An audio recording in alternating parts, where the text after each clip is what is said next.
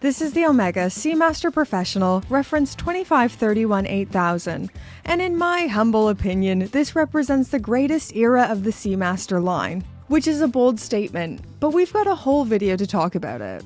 If you're new here, hi, my name is Brittany, and this channel is completely dedicated to the beauty and awesomeness of timepieces.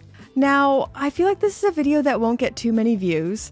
I find modern, current catalog stainless steel sports watches get the most views for me. But my gorgeous, fabulous friend Mark, Mr. Watch Addict on Instagram, asked me if I wanted to borrow his neo-vintage Seamaster, which was an obvious yes from me. And I just couldn't not make a video about it. So, as I said, this might be my favorite era of the Seamaster. Of course, my personal favorite reference remains the 2254-50, which I'll be making a video about very soon, so watch this space. But just 90s and noughties, Seamasters in general. Ugh.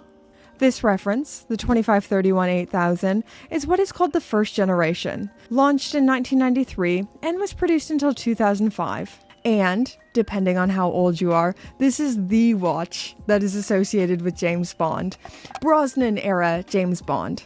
This reference was worn in 3 different James Bond films from 1997 to 2002. You know, I always get in trouble in these videos for not talking enough about James Bond. I'm not the biggest James Bond fan in the world, and I just don't really care about the watch choices of fictional spies all that much. But you really can't understate how much this movie franchise helped sell Seamasters and solidified its place in the history books. Okay, looking at the specifications, this one has a case size of 41mm, a thickness of 11.8mm, and a lug-to-lug of 48mm. Something I should say, with the solid end links, it does extend the wear to about 52mm. On the wrist, you really can feel how much thinner this variation is over the current catalog coaxial models, which come in at 13.7mm thick. Here's this one on my 5.5-inch wrist versus my husband's 7-inch wrist. It is a little bit too large for me, as per usual, and it looks absolutely perfect on him. The older versions feel much more elegant on the wrist and have a slimmer wearing experience if that's something you like. Back to the specifications. This Seamaster, of course, has 300 meters of water resistance, and it is powered by the Omega 1120 automatic movement, giving you 44 hours of power reserve. Now, as I said before, this is from the ancient time of pre-coaxial, so this movement was modified for Omega by ETA. So it's the ETA 289282 chronometer grade, and the modification brought that movement from 42 to 44 hours of power reserve, and they added 2 joules. It's this movement size that gives these older models the thinness that just isn't in the modern Seamaster Diver 300s. The coaxial movement, although awesome, does come with a bit of chunk. Okay, the design language, and this is a real standout area for me and the whole reason I love this era so much. I mean, just look at this. Look at this watch and try to tell me it isn't charming. This is just Omega history and the start of the Seamaster as we know her today. In 1948, Omega launched the first Seamaster, but it looks nothing like what we think about today when we hear the word Seamaster. Then in 1957, they released the first diving Seamaster with the unidirectional bezel, lume, high legibility. But it wasn't until the 90s, with this reference, that the Seamaster began to look like the Seamaster as we know her today. The skeleton hands, 5-link bracelet, helium escape valve at 10 o'clock, 300 meters of water resistance, and the wave motif dial. I've said this once and I'll say it again, I truly believe the Seamaster 300 is the most beautiful and interesting dive watch that money can buy. And I'm not being hyperbolic or trying to win brownie points with the Omega crew. The different finishing on the case, satin finish, polished lyre lugs that flow into the scalloped bezel. This watch almost feels fluid.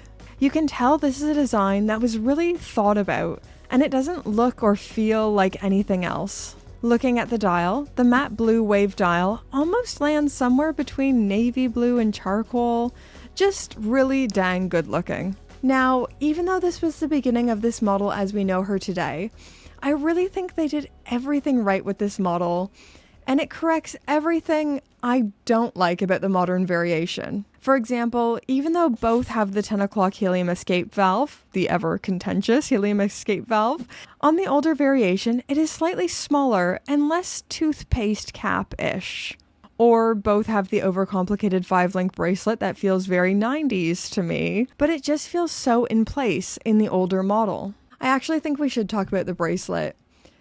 Let's make this into a whole section. So this bracelet is always a point of contention with watch collectors. Some people hate the 5-link bracelet, some people love it, and there's no right or wrong answer. It's just your own personal tastes. But there's no getting around it. At the time, when this was first released, the bracelet was a really big deal. I'm kind of a big deal. Really? And it was especially an upgrade from what the competition was selling at the time. Yes, Omega lovers, I'm sorry. This is the point of the video where we talk about Rolex. But I'm not talking about them in a good way, so you're gonna like this part. In this time and period, Omega was absolutely putting Rolex to shame in the bracelet and clasp department. I wish this was still the case, but that's a different video for another time. So this style, it kinda looked and felt like a blend of a dress watch and a dive watch. Incredibly well done, and it didn't feel as utilitarian and unadorned as the Rolex Oyster style bracelet. It had a bit more style to it. Looking at the clasp now, and this really blew Rolex out of the water. This is not a stamped clasp, but machined from solid, fantastic diver's extension, very solid. And these really put the Rolex bracelets and clasps to shame. You know when you pick up a Rolex from the 90s or 2000s, and the dial looks great, the case, all the design looks familiar, but the bracelet and the clasp is... ooh...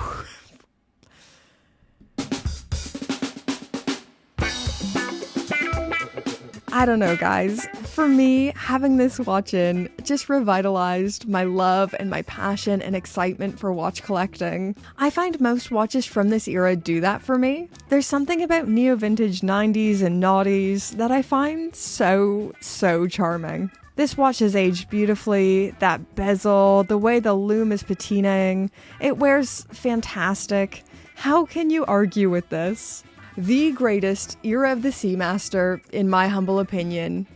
But I'm also a child of the 90s, so I'm very biased.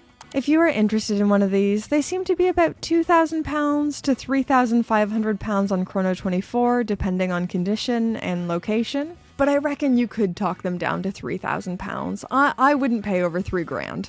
I'm so cheap. Why? Why, Brittany? But yeah, little piece of Omega history. I love it.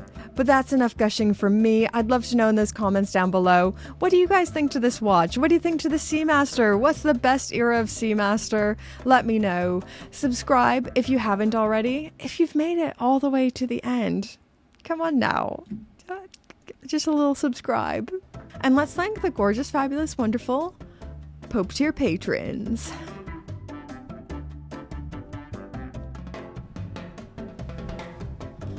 Oh, hello, patrons. It's me, but zoomed in a little bit more.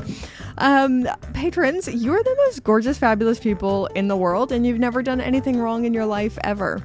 Everyone else, they've done wrong stuff. But not you, if your name's on this screen.